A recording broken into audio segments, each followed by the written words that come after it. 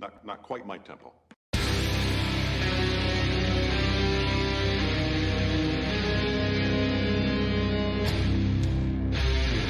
I'm gonna make him an offer he can't refuse.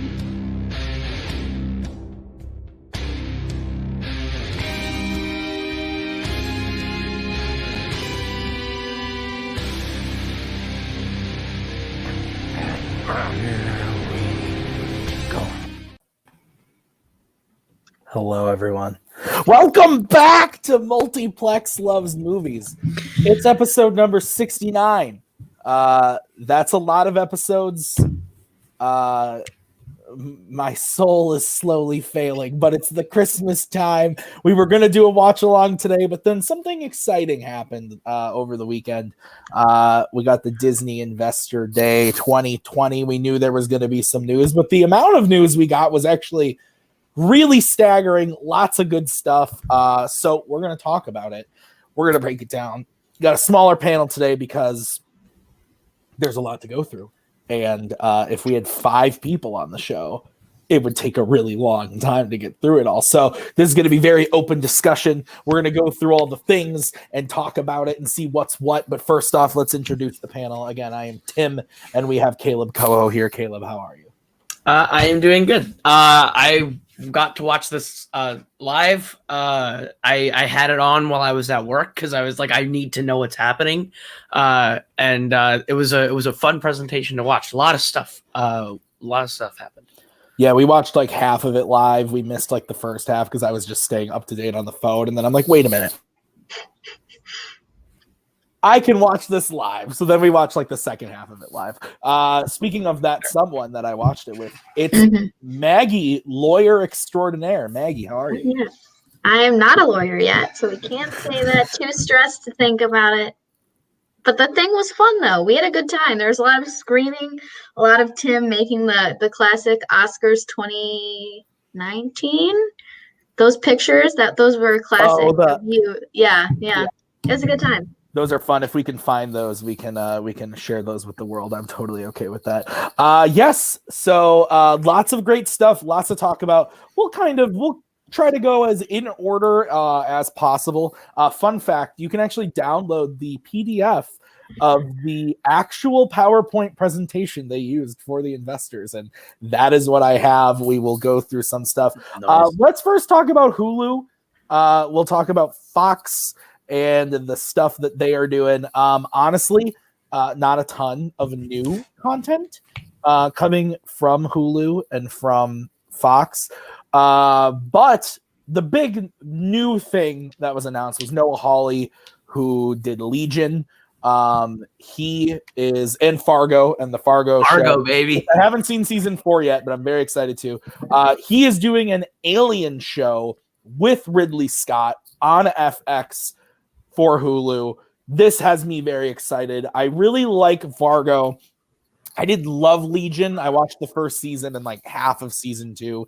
I didn't love it, but I really liked the ambition of it. So I'm very excited about this. I love the Alien franchise. We've talked about it on this show before. And if this is, if we're not going to get a third prequel movie from Ridley Scott, which I know he wants to do, I think this is the next logical step. A horror show. You could make it R-rated by putting it on Hulu, FX on Hulu. It would be really, really great. I'm very excited about this. What do you guys think? I've never seen any of the movies. So. I love Aliens, so I'm all about this. I really liked Alien Covenant. Prometheus is fine. So I'm excited to see a TV show come. I haven't seen Fargo or Legion, but if Ridley Scott's doing it, then I trust it really, and that he'll take it in the same direction he wanted to take it. So I'm happy with that. I have only seen Alien Covenant. Was quite confused and did not have a good time. You make me so sad. But I trust Noah Hawley. I really like Fargo season 1 and 3. He has a very good sense of taking something that exists and boiling it down to the most purest sense of what makes that thing great, and then expanding on it. He's really good at that, and so I think he's going to do a good job with Alien. Yeah, no, I'm super excited about it. But that's the big thing from Hulu. So we'll move on to some more juicy stuff, which let's get into Walt Disney themselves, the big studio. They've got some live action stuff and they've got some animation stuff coming. I like Koho's headlines: live action plays safe, animation reveals next films and first shows. Yes, absolutely. Let's talk about some of those live action shows. We're getting a Mighty Ducks show. Which honestly, I haven't seen D3 yet, but Coach Bombay's heart was broken. That child's mom is the worst. They could have had love, and apparently she's in the third one, and I'm very upset about this. I haven't watched it yet. Spoilers, Tim. Yeah, whatever. And so we're getting a show. Emilio Estevez is returning. Okay. We are also getting a Turner and Hooch show and a show with Uncle Jesse. Why can't I John Stamos. John Stamos, a basketball show where he's coaching a girls basketball team, college basketball team. That sounds interesting. So those are the big live action shows that are coming from Disney. Any of those spark an interest to you guys? I mean, like, the John Stamos one, the trailer that they played or the clips they played looked okay. Like, it doesn't look like it's going to be bad. It looks kind of generic. So I'm like, all right, like, maybe it could be good. I'll give it a chance, I guess. I have no interest in the other two. I haven't seen anything from the properties of those two. So. Yeah. I mean, I might watch the Ducks one just because I've seen the movies now, and I like the first two movies. They're not great by any means, but I'm interested in it. Maggie, you said not a clue, not a chance. I mean, I haven't seen any of those things. Like, I don't even know what you're talking about. Like, really, I need Turner to and Hooch is about it's Tom Hanks and a dog. That sounds stupid, but okay. Well, we should watch the movie. It's on Disney Plus. We should. And then we've got into some live action movies that they're doing for Disney Plus. A few of these I'm actually really excited about. A few of them, not so much. So let's talk about them. We have Hocus Pocus 2 is officially coming. 3 Men and a Baby with Zac Efron. We got a Cheaper by the Dozen reboot. Not sure if that's going to be a show or a movie. Same with Night at the Museum.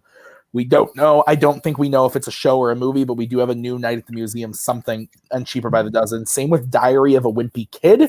And we're also getting a new Ice Age series called Buck Wild, Adventures of Buck Wild. That is also coming. All of these are on Disney Plus, straight to Disney Plus. So some of those are movies, some of those are shows. Maggie, what do you think? Any interest to you out of that bunch?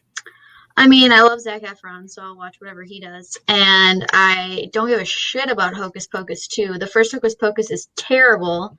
Everyone who thinks that it's not is kidding themselves and living in a nostalgia-filled world. You didn't say one that is important. The Beauty and the Beast thing? No. Disenchanted, right? Disenchanted. That's not. I'm not too. There's a whole nother slide of young movies from the studio. Yeah. All right. So what did you all say? I mean, of the things that you said, the things that sparked my interest the most is the Zac Efron thing, just because it has his name on it.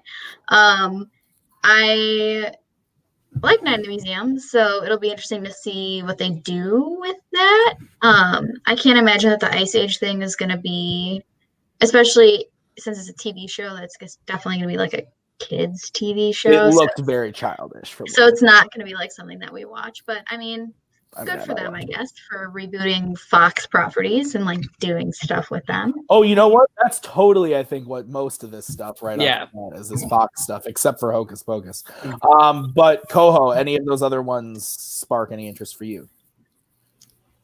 I'm kind of excited for the Ice Age one.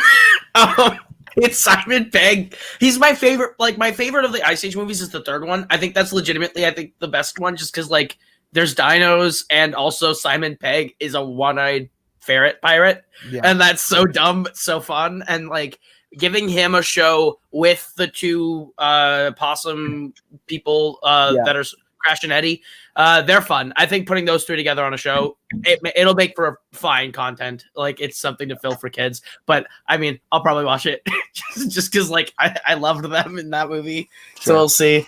And Diary of a Wimpy Kid, I was never a Diary of a Wimpy Kid like kid. But I think that it being animated makes a lot more sense to me. I never got into the movies because like I never got into the movies because I was like, this doesn't look like the thing that always showed up in the book order thingies that I always never bought. Book orders, yeah, baby. Classic book fair, baby. But I saw that they had like a little blurb or a picture or something of it being animated. I thought that was like, that's a good direction, and I like Night at the Museum. Yeah, so we'll see. Yeah, I mean, I agree with Maggie. 3 Men and a Baby, I'm looking forward to. I'll always give Cheaper by the Dozen a chance. Same with Night at the Museum. The Ice Age thing, if Ray Romano's not in it, I don't give a shit. I don't give a shit about it if it's not Ray Romano. Okay, so now, let's get into some of the big budget movies from Disney. These are the big honchos. In theaters, Jungle Cruise. We are getting Jungle Cruise. It was supposed to come out this last summer. It is now coming out this summer. Emily Blunt, Dwayne The Rock Johnson. Should be fun. We have confirmed officially we are getting the Lion King prequel movie from Moonlight director Barry Jenkins. We reported that forever ago when it came out, when the news came out. That is an interesting take. We'll see what happens. Why is Barry Jenkins making a Lion King movie? I don't know. And then we are also getting The Little Mermaid. That cast has officially been rounded out. That is going to be in theaters, as well as Cruella will also be in theaters with Emma Stone playing the titular character. That I'm very excited about. Out of those theatrically released films, how do we feel about those? Maggie, what do you think right off the bat? I think that the one obviously I'm excited for Jungle Cruise. I'm sad that we didn't get to see it this summer. I think it's going to be great. I think it's going to be a good time. But of these other ones, I think the one I'm most excited to see is Little Mermaid. I'm kind of a sucker for these live action remakes, and the cast is stacked. I'm really happy to see Daveed Diggs as Sebastian. I think he's going to absolutely crush it. And Melissa McCarthy is Ursula, I think, right? Which I think we knew already. But anyway, I am super pumped to see that and see how that goes. The Lion King thing, we talked about it. It's kind of strange. Don't know what's going on there, but okay. And Cruella, I feel like they've been talking about it forever, and like I just don't know why it's taking so long for them to make it. I feel like they've been talking about this for a long time, but I mean, I don't really care about the character of Cruella that much, but I'm happy to see Emma Stone do it. So I am looking forward to that. And whatever they will put in theaters, I will see, so that they keep putting things in theaters. Yeah, Koho, of those ones, anything spark or not spark your interest? You look upset. I mean, upset, not really. I think we knew that all of these were coming for the most part, so it was just kind of like, I was a little disappointed. I thought we might get like some more new information about things that we might have heard might happen.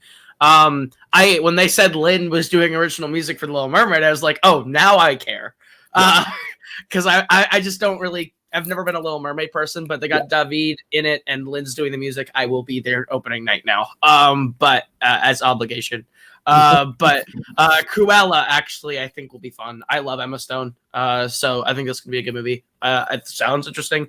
And I don't know why we're doing another Lion King. I did like the last $1.6 billion. I don't like the last one. So.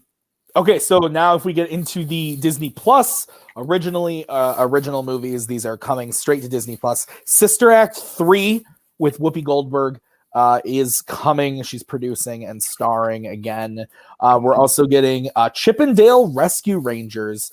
And the only reason I've never been a Chip 'n Dale fan, not because I don't like them, but because I just don't know enough about them. We never watched Chip 'n Dale stuff. But you cast John Mulaney in anything now, I'm there because I love him. So I'm hyped about that. And then we're also getting Pinocchio. It's meh, but it is being directed by Robert Zemeckis, and it's starring Tom Hanks. Robert Zemeckis hasn't made a good movie in a minute. I actually haven't seen The Witches, so I can't comment on that. But he hasn't made a good movie that I've seen in a while, and Tom Hanks is in it. So, like, that gives me a little bit of hope. So we're getting that straight to Disney Plus. And we're also getting Peter Pan and Wendy. I am so sick of Peter Pan movies. That being said, this is directed by David Lowery, who did Pete's Dragon, which is fantastic. If you haven't seen it, watch it. And he also did a ghost story, which not a lot of people liked, but I really enjoyed. And the Old Man and the Gun. And the Old Man and the Gun was his last film. Dope. So he's made a lot of good movies. So I am looking forward to it just based on him alone. And then the one Maggie alluded to, the one I am probably the most excited for here and the most disappointed that we're not seeing it in theaters is Disenchanted. You're bringing back Amy Adams, and she's not going to be in theaters. Enchanted is a lot of people love that movie. I absolutely adore that movie. I think it's really underrated, even though a lot of people talk about it a lot. I think just not enough people have seen it. It makes me sad this is going straight to Disney Plus, but I'm happy we're getting it at all because I think that first movie came out in 2007?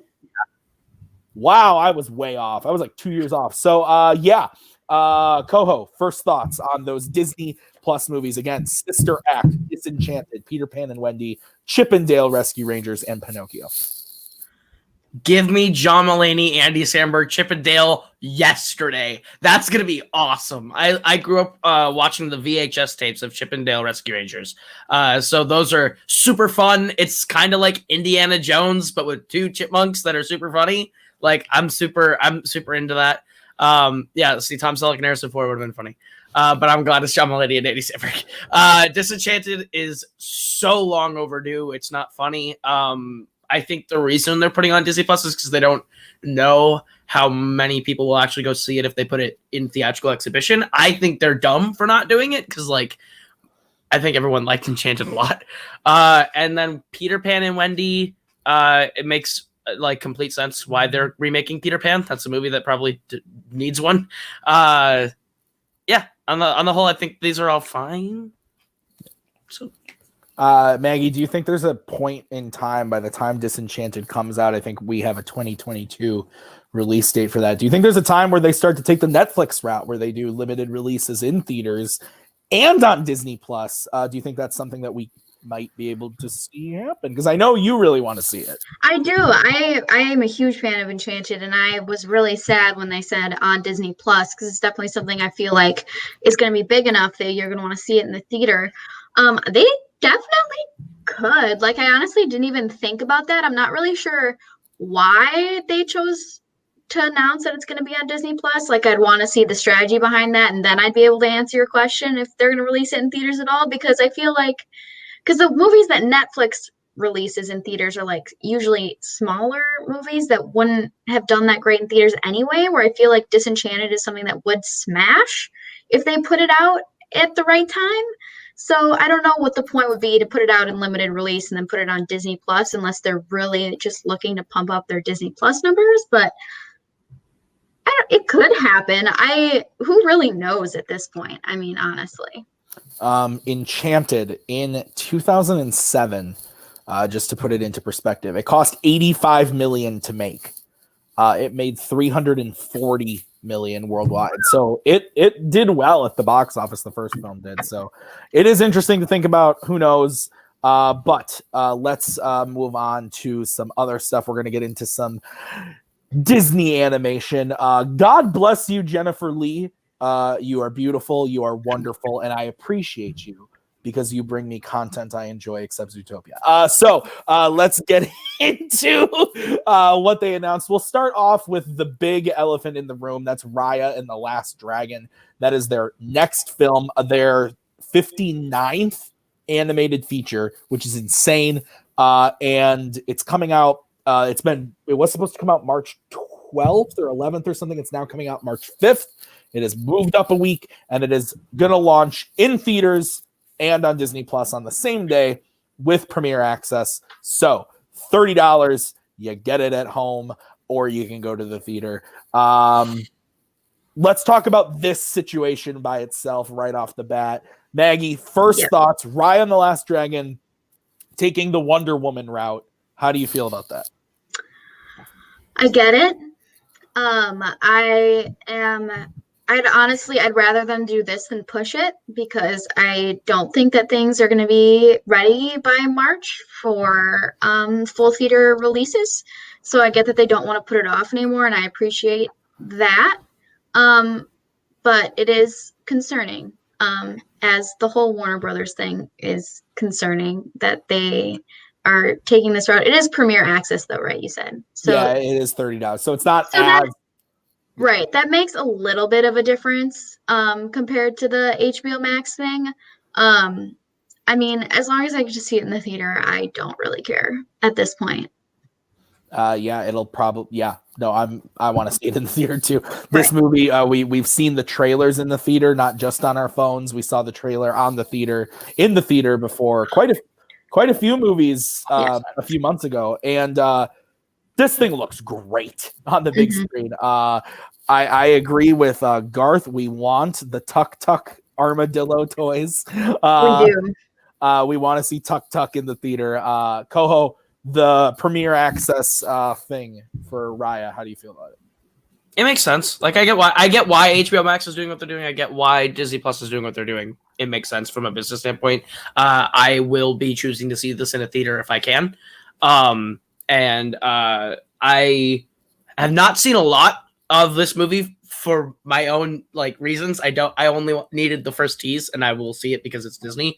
Anything I hear about it or have heard about it is from Kane blowing up my messages, going, "OMG, did you see the thing?" And I always just feel like, I know you love it and you want to see it. I'm waiting for the movie, so I'm sure it'll be good. I'm excited to see it, but I will see it in the theater if I can. Message to Kane McMillan. If you want to geek out about Disney things with someone who will talk to you about it, hit me up.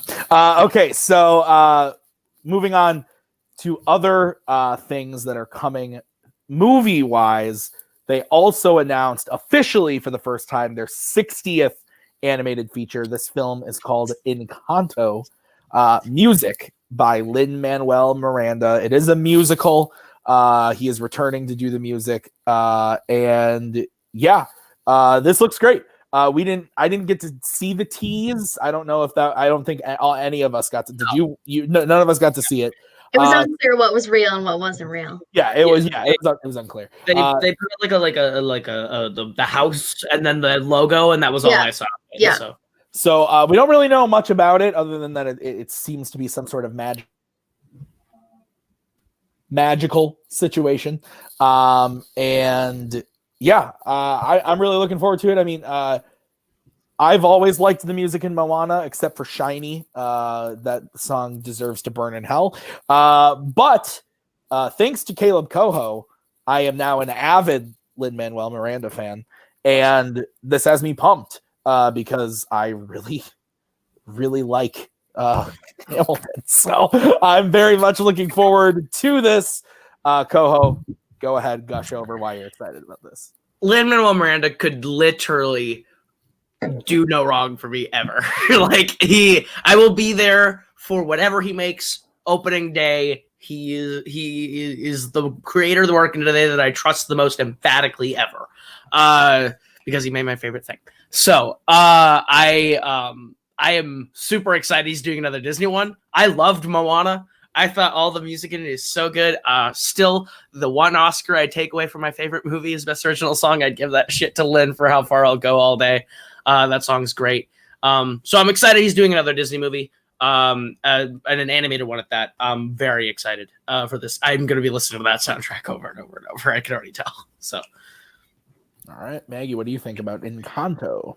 Yeah, no, I'm super, super excited. I know it's not Pixar, but I get super Coco vibes from it, just like with the color choices, which I am all about. I also trust Lin, except for Shiny. Koho, you can't pretend that Shiny is good.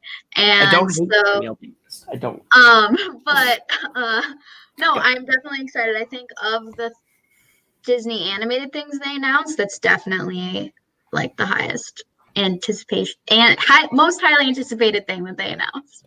The best thing to come out of Shiny is the scene right after Shiny where Maui is half shark. Yes. And he walks up to Moana and says, "You had my back." And he's like half shark, and it's that is peak Moana moment right there. You had my back as a shark. It's great. Okay, so they also announced their first animated shows. Woof, because I don't know how I feel about this. It's just so much content that I want to ingest. I want it all Will I have the time? Will there be too much? I don't know. We'll find out. The shows we're getting. Baymax, the show. The pitch is every episode is a different adventure with Baymax where he's helping someone who's in need, who needs care, who says, ow. And then he goes, hello, I am Baymax. I am your personal healthcare assistant. How can I fucking help you? So that is Baymax, the show. We're getting that. Zootopia Plus is more stereotyping of animals. I mean, it's every episode is a different thing around the world of Zootopia, I guess. It's not a Judy Hopps story. It's not a Nick Wilde story. It's specifically just random stuff in the world of Zootopia. If they can do some world building there, I'm fun with that. Tiana is actually the one that I'm kind of pumped for to see. I don't love Princess and the Frog, but I would love to see more of this character. I really would. And that is that. So Tiana sounds great. Moana the show. This is the one I'm probably the most skeptical about. I would have loved to have rather seen a Moana 2, but instead we're getting a long form series that's expanding the story. Okay, sure. And then also I'm gonna butcher the pronunciation. Awaju. I don't remember how she said it, but this is a collaboration with some. I believe are they from Africa? I think they're the studio's from Africa, and it's a futuristic, like almost Wakandan looking city sci-fi animation from this African animation company working with Walt Disney Animation Studios. It looks awesome. The designs and stuff they put in this look great.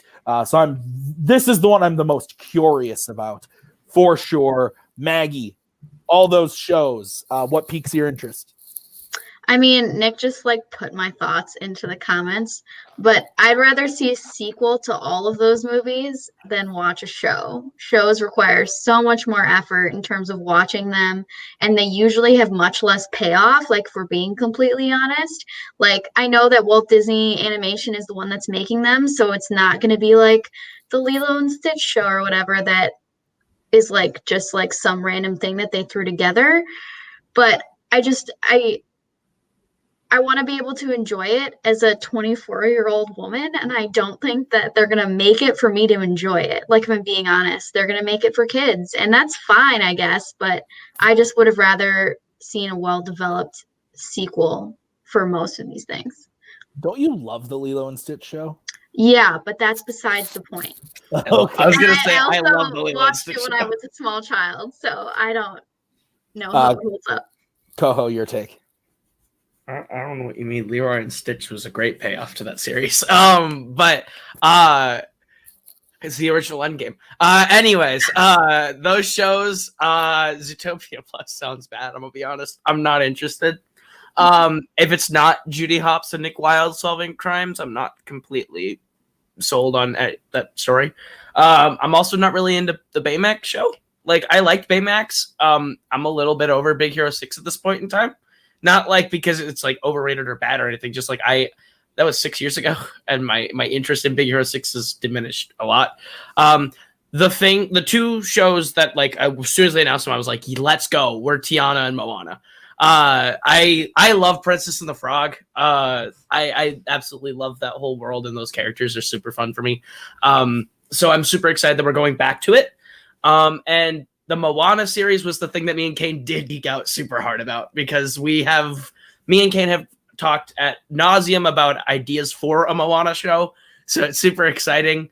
And I think they could do it really well. I think there's a lot of stuff to play with. I hope they do make a Moana 2. But I think a series that kind of is in between, I have no issue with. And then I'm not even going to try to say it. I'm not going to be able to do it. It looks awesome. And I'm ready to watch that one as well. The designs for it are super different from everything else Disney has done. I think that looks super cool. All right. Let's move on to probably it's tough.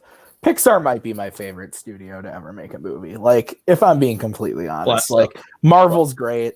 I love Marvel, but Pixar's kept me happy for 20 plus years. Pixar, Pete Docter, he is a wonderful human. He is the, I believe he's the chief creative officer. He replaced Lasseter. Pixar, yeah. I didn't know that. Lasseter is gross. Yeah. And he made Cars, and he did and said weird things. So Pixar is next. We will skip over the obvious one. Soul is coming to Disney Plus on Disney. We've talked about it. We've talked about it multiple times on the show. I'm just so ready. It's coming. We're gonna watch it. It's probably gonna be great. I'm gonna weep. 10 days? Christmas is 10 days from now. Whoa. that just rocked me. Whoa. Okay, cool. Sweet. We will get to see that movie in 10 days. I will probably love it, cry. It'll probably be my number one of the year. And then Pete Docter will, I will forgive him once again for making Up. So moving on to that Up situation, let's go through some of the shows. We're getting Doug Days. It is a short form series. So the episodes are maybe 5-10 minutes long, in the style of Forky Asks a Question. Sure. I don't like Up, but I like cute doggos. So if they get the cute doggo part of me, great. If they tap into what made Up so meh for me, meh. I thought the clip they showed was fine. Didn't care too much about it. We're also getting a Cars show. Why won't they let it die? I just before we move on at all, I think we all feel the same about Doug Days. Why won't they let Cars die? The first movie came out. It was successful at the box office. It was a fine movie. It wasn't as good as the other Pixar movies, but it's good. I will even admit that. I don't love it, but it's a good movie. Fine. Cars 2 is terrible. Cars 3 did bad at the box office. What are they doing? Why? Koho, why? I'm excited. Of course you fucking are. I love the first Cars a lot. I think Cars 2 is not great. Cars 3 I do like for, sentimental reasons. But when they said that doing a road trip show with Lightning and the group, I'm in. I think it'll be fine. I think this is gonna be fun. I like the world of Cars. I think every time they build it more, I'm more interested in the different corners they do. Cars 3 gave us Smokey. I think Smokey and his little Thunder Hollow and everything world is cool. I don't know. I really enjoy it, and I'm excited that they're getting more. So let me ask you a question about the Cars. Yeah. Who makes the cars?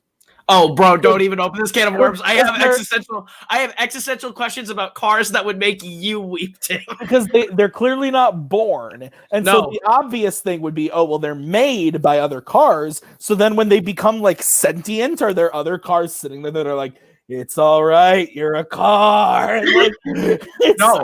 Oh no, I got more questions than that though. Blow your mind. We should do a Cars special sometime where I can just destroy you all. Anyway. All right, you heard it first. Okay, and then the other shows, we're also getting a show called Win or Lose. This is an original series, a new property.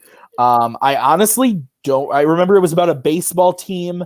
I think every episode is about a different person on the team and showing the different things. Sounds interesting. I've really liked what Pixar's done on Disney Plus with their Spark shorts. And we're getting a couple new ones of those as well. So sure. But overall, Doug Days, Cars, Win or Lose, the series that we're getting. What do we think, Maggie? Go ahead. Yeah, I mean, Doug Days, it is what it is. If they're really as short as Forky Asks a Question, then I'm sure we'll watch all of them, and they'll be enjoyable little time. The Cars thing, I will not watch. I'm sick of these characters. I don't care. And the Win or Lose, we'll see. It'll be interesting. I think I'm still sort of in the boat with this too, that if you're going to make it a movie. But I also understand from him explaining the concept and where it came from, how it might be better as a TV show. So I'm excited, and we'll see what it turns out to be. All right. And Koho, anything else to add after your existential crisis? Doug Days is going to be fine. I don't really care about that one. Win or Lose, the concept sounds cool. I mean, it could be fun. It depends on what they do with it and which creators are on it, and like all the new people who are working on it, getting to showcase how they are, like their style, their different talents. I'm excited for that. Yeah, I'm the most excited for the car show. I'm gonna be completely honest. That's the one that I want to see the most. Twig, you are trash. Yeah, I don't think that's true. Yeah, Forky, you're wrong, Twig. You're wrong. Quote Forky, you are trash. Trash. Okay. We also Forky's got confirmation about the next few Pixar movies. Luca, we already have talked about. Luca sounds fire. The animation that they showed off, we didn't get to see the full tease of the like serpent or whatever the water creature is, but we got to see a sneak peek of animation of the kids in the town having fun. This animation looks insane. It doesn't look normal Pixar, but it also just looks absolutely gorgeous. So I'm very excited for this. Oh, please don't even start with me, Malcolm. I was bummed because I was too. I was thinking about that in the back of my head. I was like, if they announce the Monsters show, I'll be very excited, but I'm sure we'll get that soon. And then after Luca, we have a new film called Turning Red. We are split on this panel. Yeah. Me and Maggie saw this tease and loved it. We were both all about it. Maggie loves the red pandas at the zoo. So she was very about that. I was shocked to later get on a call with Kaleb Koho, Caleb Boatman, Nicholas Twig, and Cody Newberry, and they all said it looked terrible. This looks so stupid. Koho, I would like to get your thoughts of why you think this looks so dumb, and then we'll talk to Maggie and see what she thinks. It looks super kiddish. Like, for all of Pixar's stuff, like, this feels like... I think I'm with Nick. I think red pandas are dope. They're cute creatures. However, this just sounds like we're making a long form, like a movie with a kid version of the Hulk, except instead of the Hulk, it's a red panda. It doesn't really. I don't think that's a good idea. I think that's a really stupid idea, if I'm being completely honest. I don't know. I think Tim, you haven't seen a Pixar movie since 1999. You only watch Fast and Furious.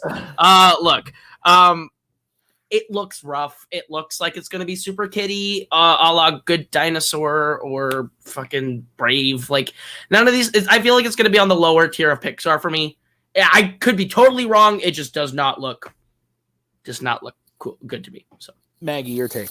I mean, all we saw was a little girl that was standing there, and then it turned into a red panda. So I don't know why you're getting all of this information from literally that, just because the animation looks a little different. Doctor said it before the clip. That's what he didn't say it was going to be kitty. He just explained the plot. That doesn't automatically make it kitty. But I'm saying the plot sounds kitty. Yeah, okay, whatever. Anyway, the point is, I trust Pixar, and it's going to be fine. That's fair. We all liked Onward, right? We're all Onward fans here. Maybe, oh, yeah, fine, yeah, okay. I was gonna say, I'm like, they haven't really missed for me in a while. Well, Good Dinosaur was not that long ago. 5 years. And Cars 3 was after that. Yeah, Cars 3 was the last one. Miss for you?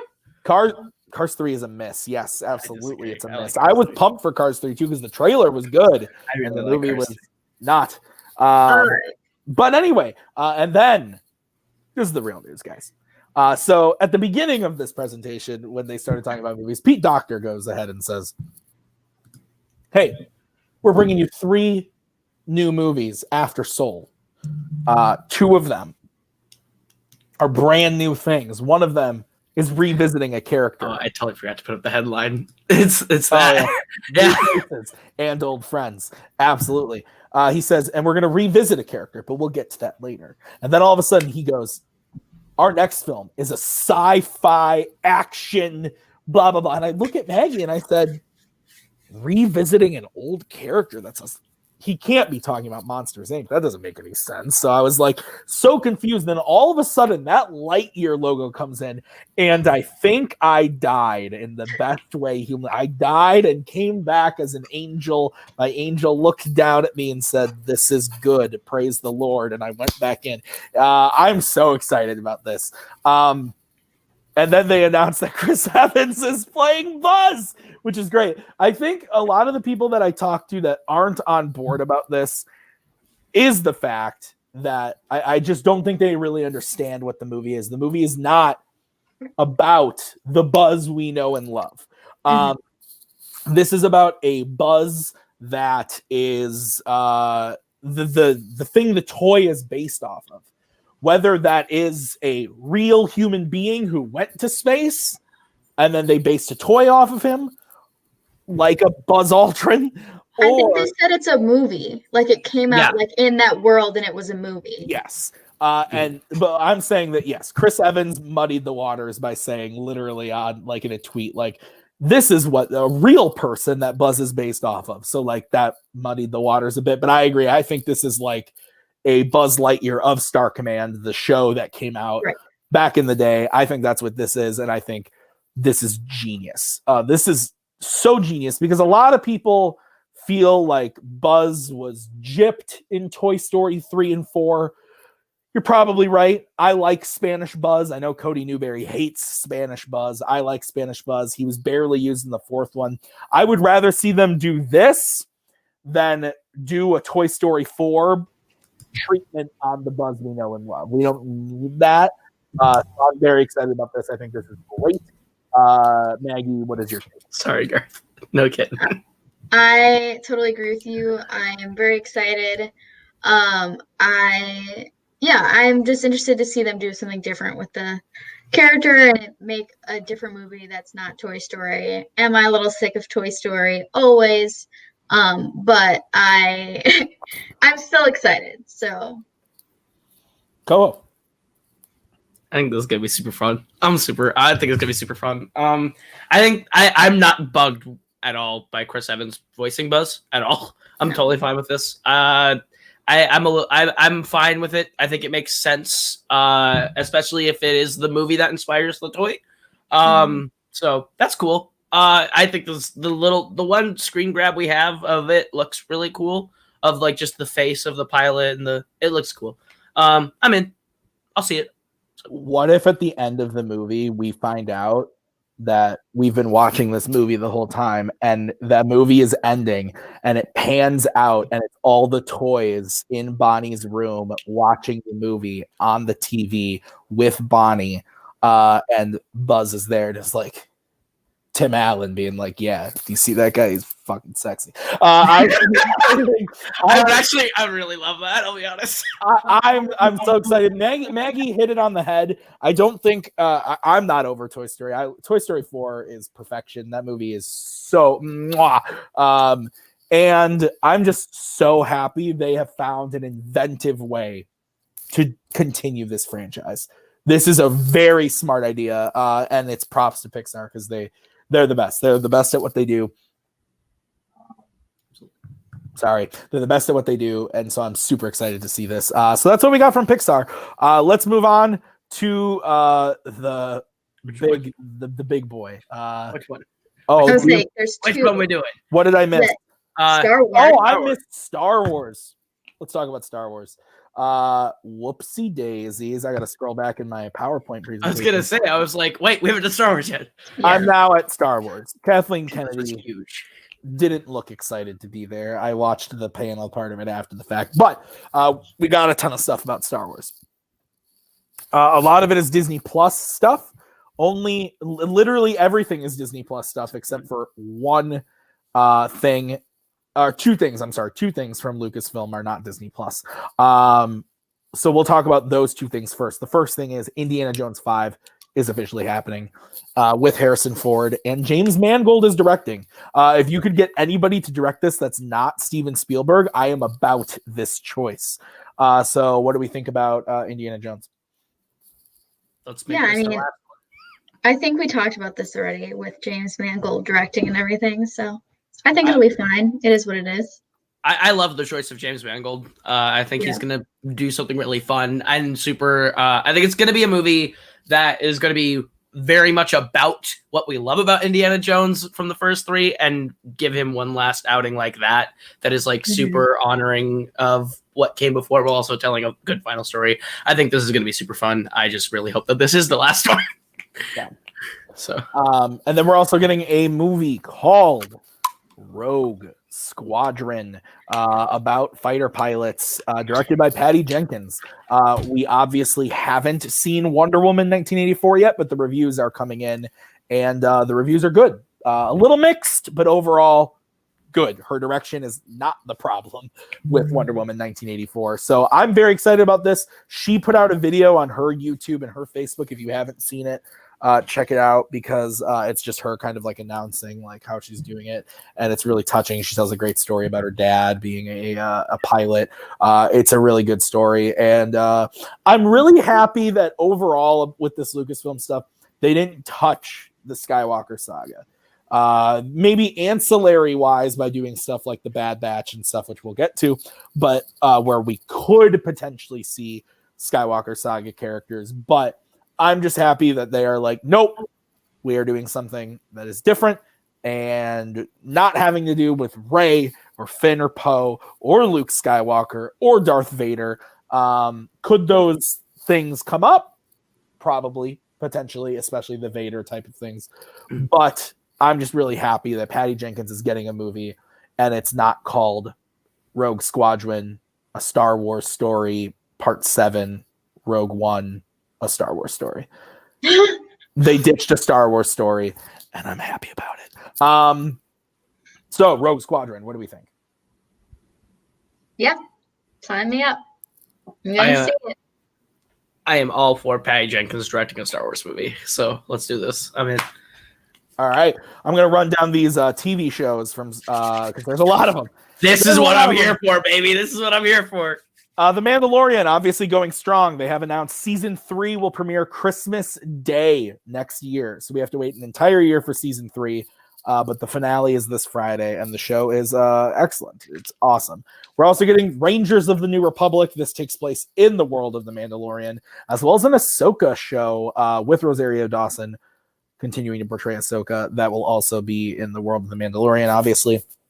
We're also getting Andor. This was previously announced Cassian Andor show. I could not give two shits about this because I don't like Rogue One, but I like Diego Luna, so maybe it'll be good. It's really funny. When we were talking about this and watching the sizzle reel, Maggie says, so does this take place before or after Rogue One? And I said, well, he fucking dies at the end of Rogue One. In a frame for a moment. so I don't know how it would take place after. And she goes, This is actually set after Rise of she Skywalker. literally looks at me and goes, oh shit. Yeah, he does, doesn't he? I loved it. It was great. We're also getting Obi-Wan Kenobi. That's been announced.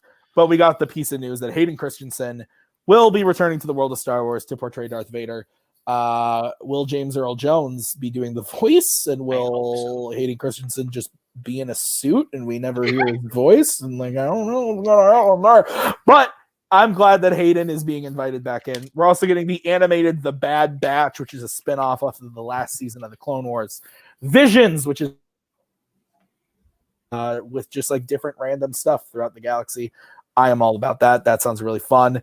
Lando is in very, very early stages, a Lando show. Will that be Glover? We don't know. I hope so. I hope so. The Acolyte, the one that's definitely gone under the radar the most, is about the end of the Old Republic, which I am very excited about. That sounds really fun. And a droid story. This is the one that they said, hey, this is an animated one for kids. You got your C-3POs. You got your BB-8s. They're all going to be there, and it's going to be fun. So that's going to be whatever. And also, I forgot to mention, I'll just throw it in here at the end, Willow. We're getting Willow. So sure. Hey, I'm not a Willow fan.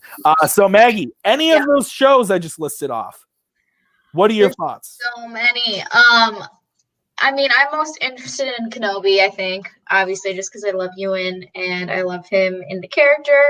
I agree that it's weird that Hayden is just going to be like, I'm sure this is not going to be what it is, but that he's just like somebody in a suit, like just being there, and you just have to know it's Hayden Christensen and feel good about it.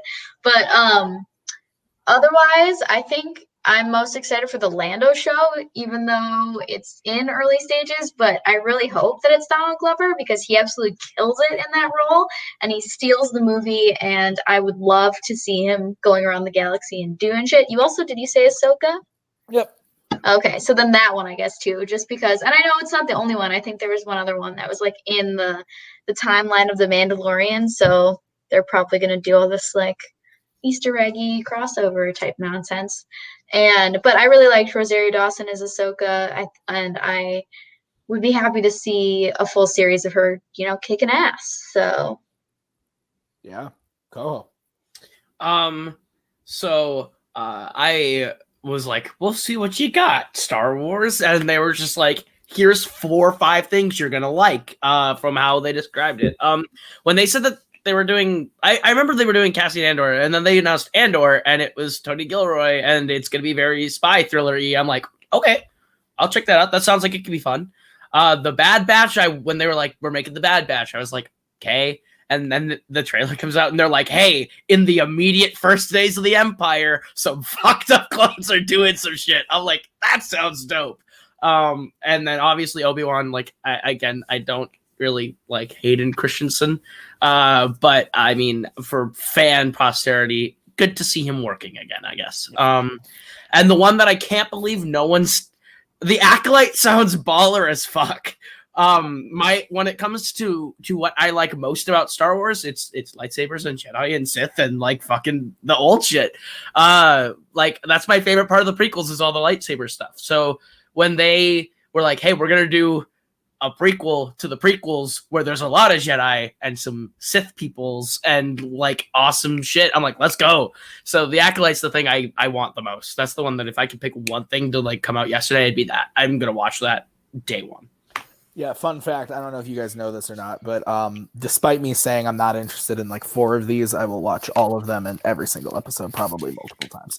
So that's Star Wars for you. Now let's move on to the final thing, which is the one that makes me weep the most. Like I said, I love Pixar, but come on, man. This Marvel panel was awesome.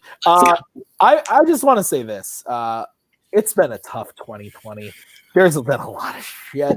But I want to thank Kevin Feige for straight up right off the bat being like, every time he announced a movie, he was like, and this is coming to theaters.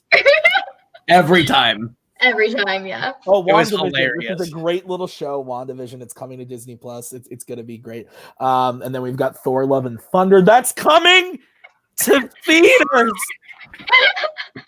Just every time, and I love exactly like that. Yeah. Would stop and just in theaters, July 2021. Literally every other panel was like, "You'll see this at some point." Yeah, and then would move on, and then Kevin Feige's like, Black Widow is gonna be in theaters whether I die. I don't care if I'm 90 and we're putting it out in theaters. It's coming to theaters. So that does right off the bat have me very excited. We're gonna go through this in the order that they talked about it because I think that it builds in a way that I like. So WandaVision is the first thing off the bat. It comes out 1 month from today. Actually, it comes out on January 15th. To Disney Plus. I don't think they're dropping the whole series. I think it's going to be like The Mandalorian, where it is a weekly thing, but it is 6 episodes. It looks great. The new trailer looks awesome still. I'm very excited about it. We don't know what's happening, but fun fact, every Marvel trailer since Civil War, you don't know what's happening. Literally have no clue. The Endgame trailers were like, here's this person and that person. Here's one action shot, $2.7 billion. So it's like they don't need to show us a bunch of stuff. Yeah. So WandaVision looks really, really great. And that is going to lead directly into Doctor Strange and the Multiverse of Madness, which isn't the first movie we're getting, but Scarlet Witch will be going to Doctor Strange. She's filming that movie right now. So what do we think about WandaVision and Doctor Strange? It's not a lot of new information for these ones, but any thoughts about it? Let's do it. Yeah. Ready. That trailer is cool. Every time they go, here's a little bit more, WandaVision, I just get excited because I love the idea that we're gonna get thrown into the middle of some weird ass shit and not know what's happening, and the entire thing is just us trying to find our way out of the thing we got thrown into, and that's all I want. I just want a puzzle box show in the MCU. I'm super excited for it. Next, probably the piece of content that excited me the most as far as like new footage we saw. Falcon and the Winter Soldier looks great. We got a confirmed release date. It's coming out in March. Me and Maggie have been together for almost 7 years. And in those 7 years, we've experienced every Marvel movie together from Guardians of the Galaxy on. Every piece of Marvel content we've ingested together. And not once has she, even the Endgame trailer, has she ever sat next to me and hit me like this, like she did during the Falcon and the Winter Soldier trailer. She was like, look at his wings. Look at his wings. I was like, they're fucking cool. I'm with you. It looks great. Zemo looks awesome. The two of them look great. The trailer is just fantastic. What did Maggie? I just alluded to it. Your thoughts on the trailer? Yeah, no, I'm super excited. This show looks dope. I am so excited to see that their chemistry is just great. We got just a small taste of it in Civil War, and I am very excited. It looks like, I don't know, it just looks like exactly what I want it to be in terms of dealing with, Falcon becoming Captain America or not becoming Captain America or whatever he decides to do with that. And his costume does look fucking amazing. So I'm super excited for it. Koho, how do you feel about the fact that Kevin Feige has described the show as a 6-hour movie? I'm in. Cool. If it's 6 hours of more Winter Soldier-esque shenanigans with Falcon and Winter Soldier in them, let's go. Yeah. Like, I'm in. I think that the story is going to be the one that I like the most. Of the slate of stuff we've been able to see. I think this is going to be the immediate piece of Marvel content that I like the most. Just because that's the dangling thread from Endgame that I'm the most interested in is what are they going to do with the new Captain America and the sort of intrigue and politics that play into Captain America. And what does Captain America mean in the MCU and the Marvel Universe in a world where Steve Rogers is no longer with us is super fucking cool. Especially for a 6-hour movie. Bring it on. That's what I'm here for. I'm all in.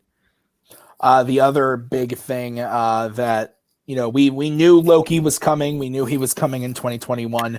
We knew the pitch. Well, we didn't know exactly the pitch. We kind of had an idea. Like they've alluded to the fact that this is the Loki from Endgame that disappeared with the Tesseract.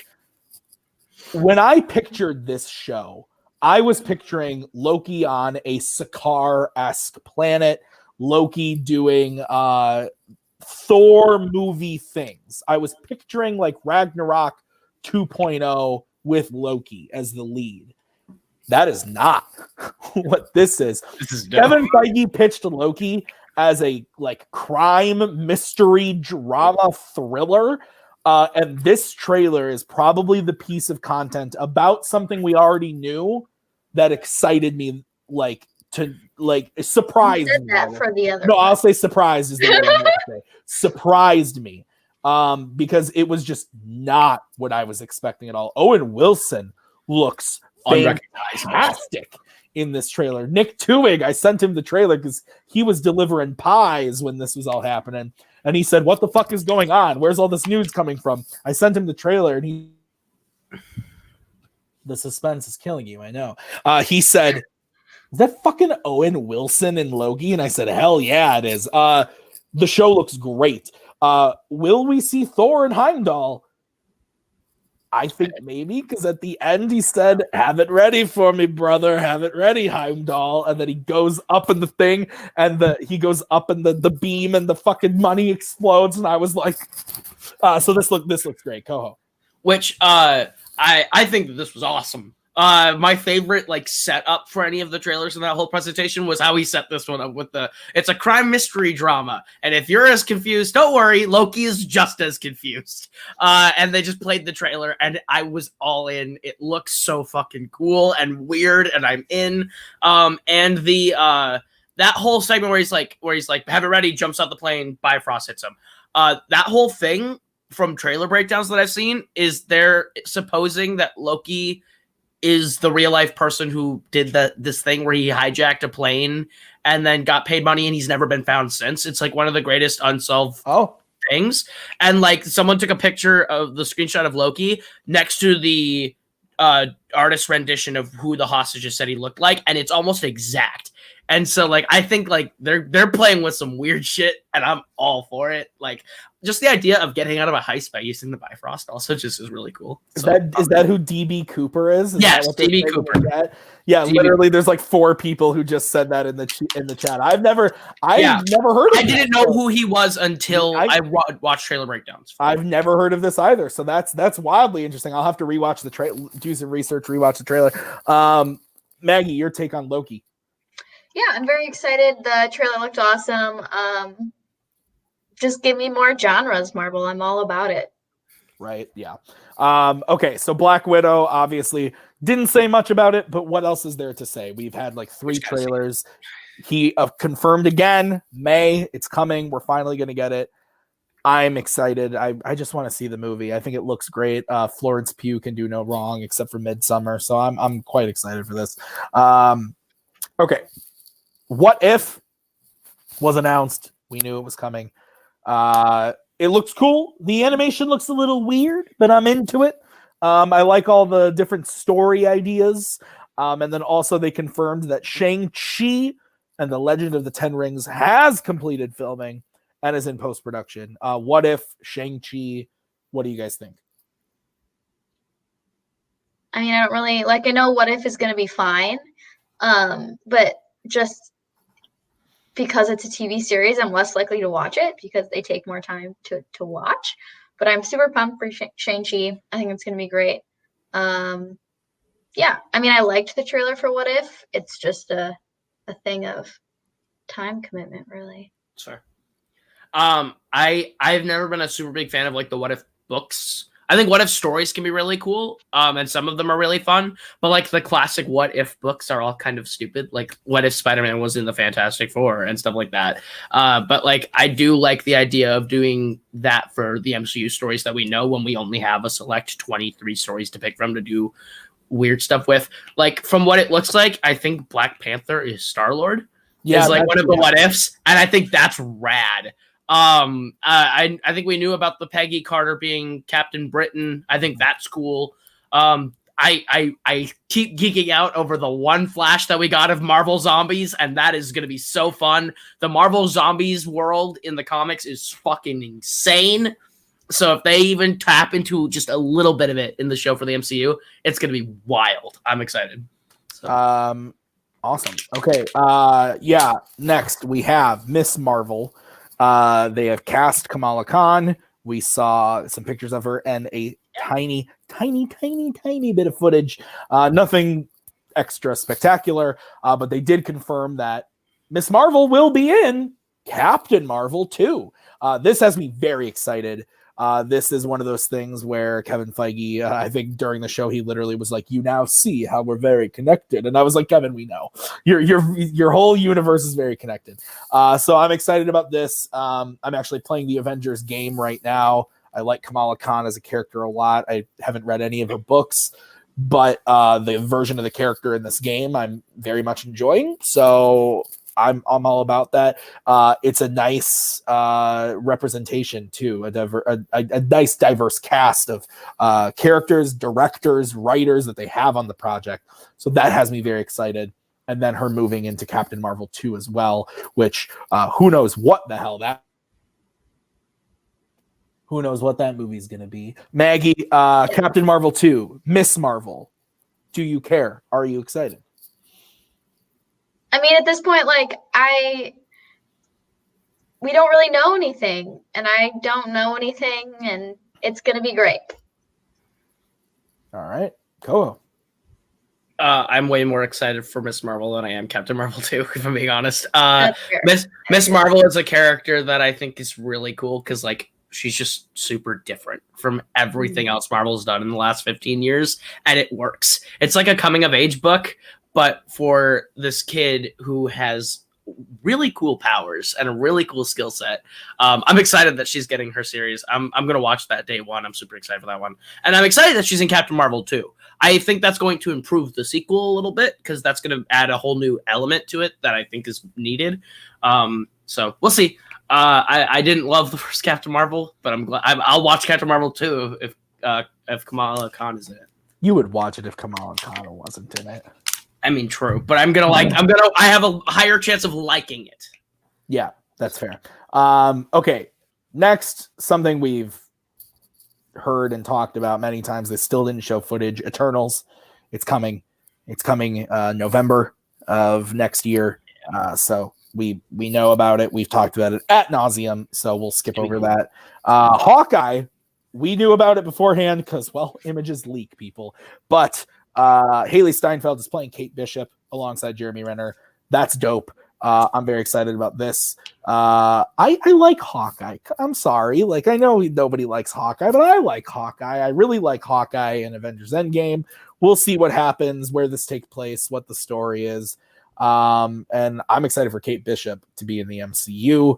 So that's very exciting. And then also She-Hulk. I don't know anything about She-Hulk, but what I do know is this show sounds awesome, and we're getting the Ruffalo as Mr. Professor Hulk himself, which I am all about, and Tim Roth making his official return as Abomination. We've been saying it for years that he never died. He was off somewhere. He's coming back. I'm super, super excited about that they are not ignoring the Incredible Hulk. They are embracing it. I love that. Koho, She-Hulk and Hawkeye, thoughts? I hope Kate Bishop's inclusion in Hawkeye means we are building Young Avengers. I think that, like, with recasting Cassie to be Catherine Newton and bringing in Kang, I think they're bringing in a lot of elements of a certain Young Avengers run that I'm sure Garth will talk about more in the comments. But I am very excited. And Ironheart, like, I feel like they're building a Young Avengers, and that's what I'm super here for. She-Hulk, I think, is the perfect opportunity to do something totally new.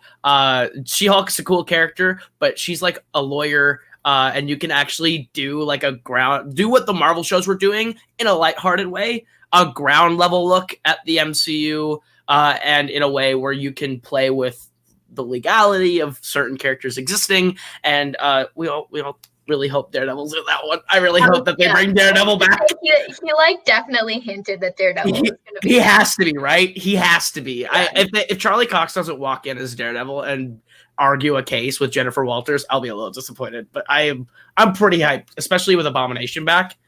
Let's go. It's gonna be fun. Fun fact: Maggie Brzakala actually playing the role of She-Hulk because she's a lawyer.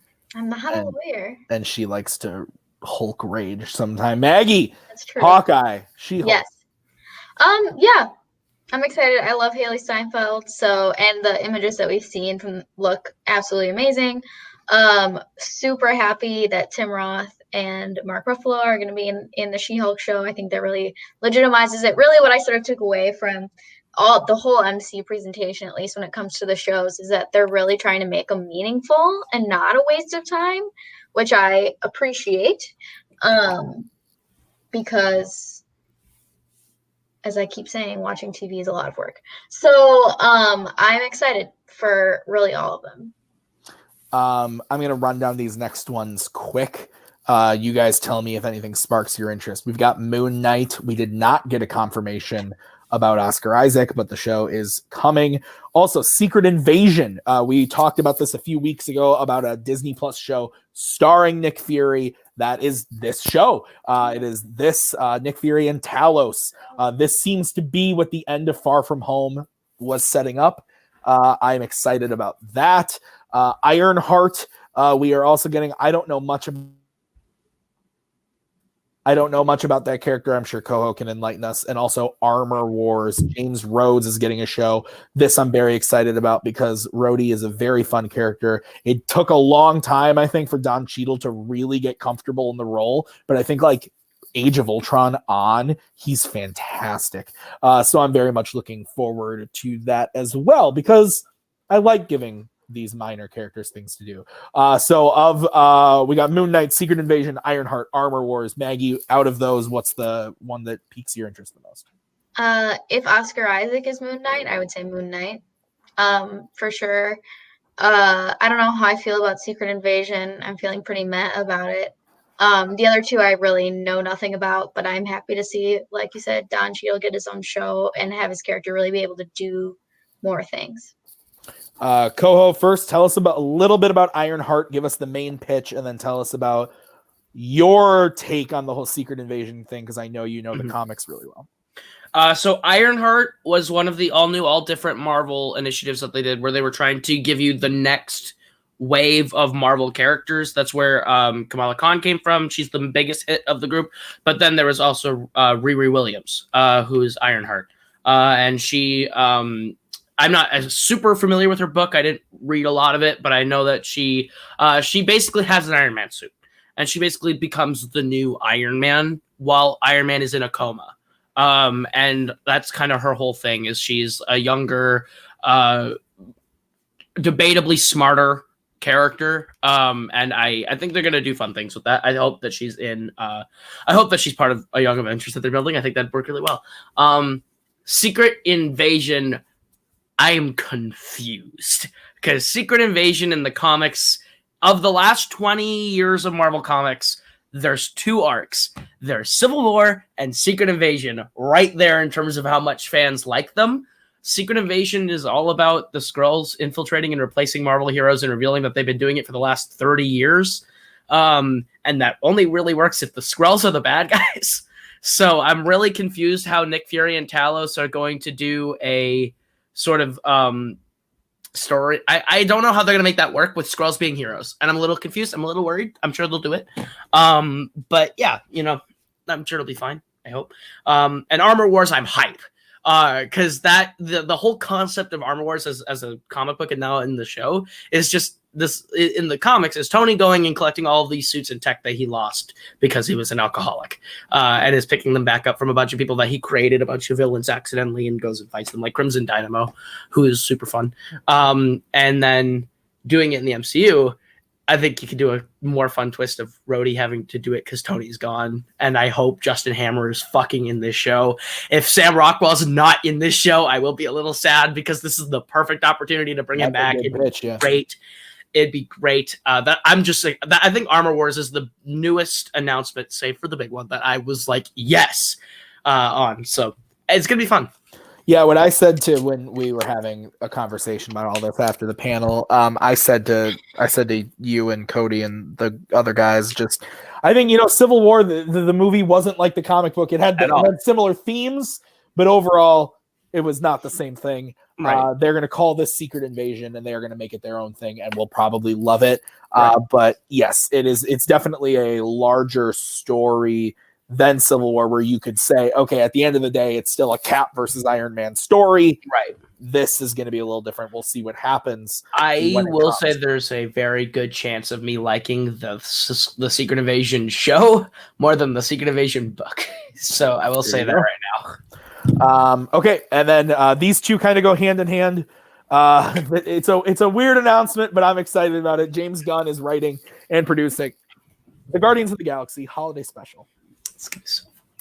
It will be shooting. They will shoot it while they are shooting Guardians of the Galaxy Volume 3. So it'll probably be a lead-in. I think they said it comes out the Christmas before Volume 3. So hypothetically, we will see the aftermath of a lot of movies, like Thor: Love and Thunder will already have come out. So we will see, maybe what happened there. And a Christmas holiday special, James Gunn written. There haven't been many great holiday specials in the world of science fiction. But that being said, I'm excited about it. Guardians 2 isn't my favorite thing in the world, but I just love those characters so much that I'm excited about this. And then also going hand in hand with it, we are getting I Am Groot, which again sounds like a Forky Asks a Question short form. Maybe 10 episodes of Groot just doing some random stuff, helping out and talking to some random people. So that sounds fun. I think they said this was live action, but I'm not. It might be animated. I don't fucking know, to be completely honest. I think it's I would assume it's live action. I would assume it's CG little baby Groot with live action surroundings. Right. I would say. Yeah, I would assume so. But Guardians Holiday Special. I Am Groot. What do we think? Yep. If there was ever a group of characters to be able to pull this off of the MCU, it's definitely the Guardians. Yeah. I think it's going to be super. I think it's going to be super fun. I can already kind of see it, just like a conversation between Peter and Drax, where it's like, "Oh, it's Christmas," and Drax like, "What is Christmas?" And like that whole like thing. Like I could totally see that being the story, and it could be super fun. I think it'll be chill. I don't think it's going to be anything like mind-bending, earth-shattering to the MCU, but it's going to be nice to have like one fun little thing off to the side that doesn't, mean the end of the world. It'll probably be like 30 minutes long and won't even be an hour, but it'll be a fun time. Maggie, yes, you agree? Yeah. Okay, perfect. And then as I alluded to, we are getting Thor Love and Thunder that is coming from Taika. We're very excited, I think. Christian Bale being the villain. Yes, sign me up. Natalie Portman is returning. Also, after the panel, they announced that Jamie Alexander, is that her name, who plays Sif? She's returning as well, so that's very exciting. And then we're also getting Blade, which was previously announced. No real new news on that, but Mahershala Ali is going to be Blade. Also, we got logo, right? What? That's a different logo that they played at the presentation. Yes. I like it a lot more. I'll be honest. The red is so much cooler. I agree. We also got the title for the third Ant-Man movie, which some people on this panel hate. I think it makes total fucking sense with the series. Ant-Man and the Wasp, Quantum Mania. I'm glad that they're keeping the Wasp there. That's great. That just shows that we are continuing this bond between the two of the characters. I love that. And then we'll save this other one for last. We'll talk about Black Panther separately. But so Thor, Blade, and Ant-Man and the Wasp. What do we think, Maggie? Yes. Like, I don't have a lot to say here because, Christian Bale was already rumored.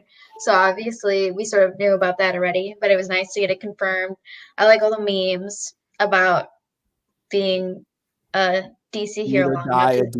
Yeah, or live long enough to see yourself become a Marvel villain. That's solid content right there. And I agree with you, Michael. And I'm super on board, super excited. Glad that Sif is back because she sort of just like disappeared randomly when all the other Warriors 3 got killed. So that's good. Blade, nothing new. And what was the other one? Quantum Mania. Oh, yeah. Sure. I'm glad that they cast a real person. Not that the person who played Cassie in Endgame wasn't a real person, but the Catherine Newton or whatever her name is, she was great. That's the freaky girl, right? Yeah. Yes. She was great in that movie. So I think that I can see her and Paul Rudd having great chemistry together. So I'm excited for that. Could she be added to your Young Avengers, Mr. Oh, absolutely. She's the linchpin. Cassie Lang in the Young Avengers as Stature is like a huge part. Like, you gotta have her, man. I was just joshing, but okay. Oh, fair. No, yeah, absolutely. That's why, like, when they introduced a baby Cassie in Ant-Man, we were like, by 3, she's got to be Stature, right? So I'm excited. When the rumors of Christian Bale being the bad guy were Gore the God Butcher, I was like, temper your expectations. I doubt they'll go Gore the God Butcher. And he is fucking Gore the God Butcher. And y'all aren't even fucking ready. That is like my favorite Thor villain because his whole story is he's this guy who his family dies. And he's like, it means there's no gods because the gods wouldn't, fucking help. And then he finds out there are fucking gods. And he's like, fuck you all. You're going to die. And that's his entire thing. And it's like the Punisher for the gods. That's and I'm like, he is going to be so fucking cool with Christian Bale in it. I'm so excited. Quantumania is going to be fun. I think the name fits. Kang being the villain, I'm still interested to see how it works on a smaller scale. All the way through, I think they're all going to be good. I'm just excited. Gore the God Butcher is the big one for me. And then we have confirmed Black Panther 2 is still coming. I think they said 2022 is when it's coming out. That's soon. That's less than 2 years away that we're getting Black Panther 2, and we don't really know where that's gonna go.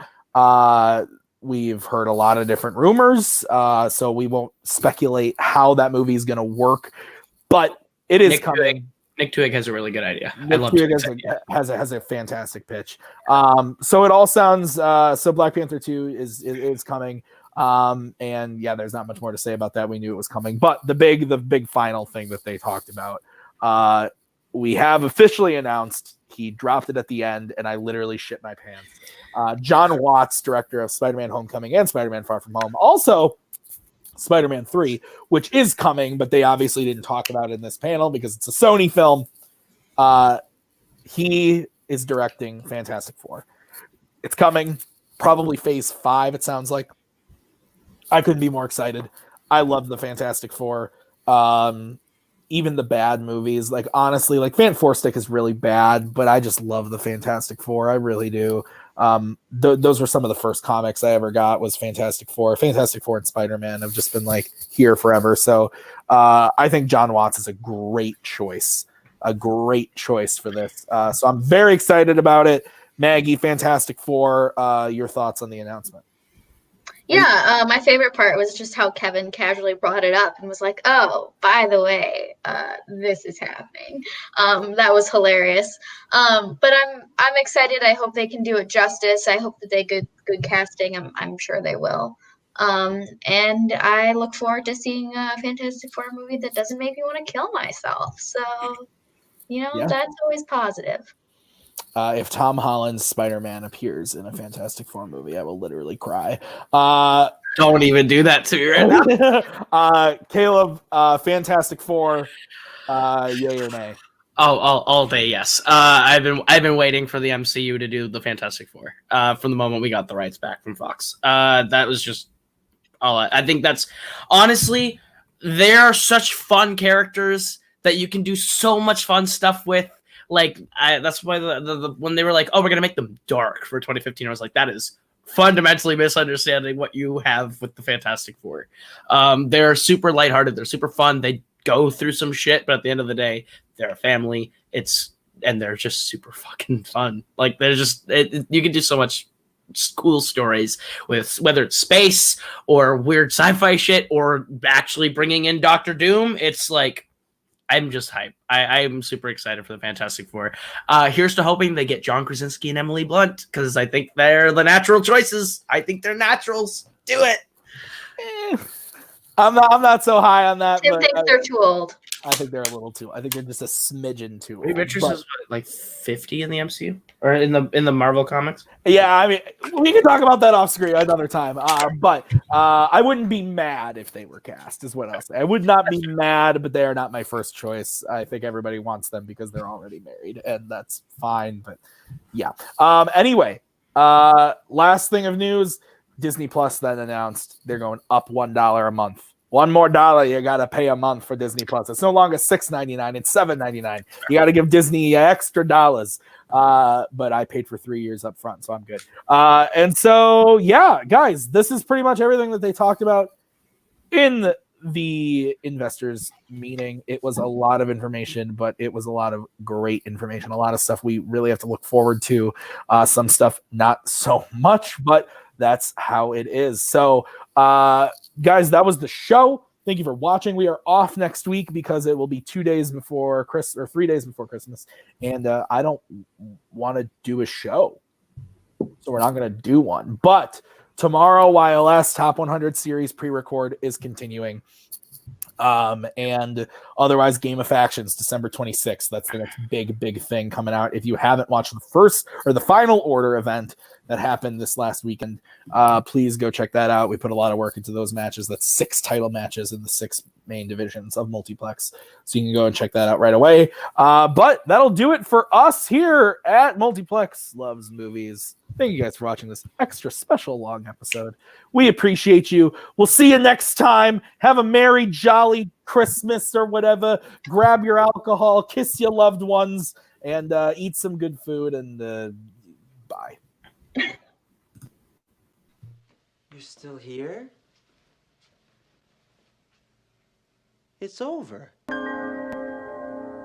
She's out of our hair and just when I dare to care. She says, au contraire, you're my pair of friends. I love you. Keep it together, man.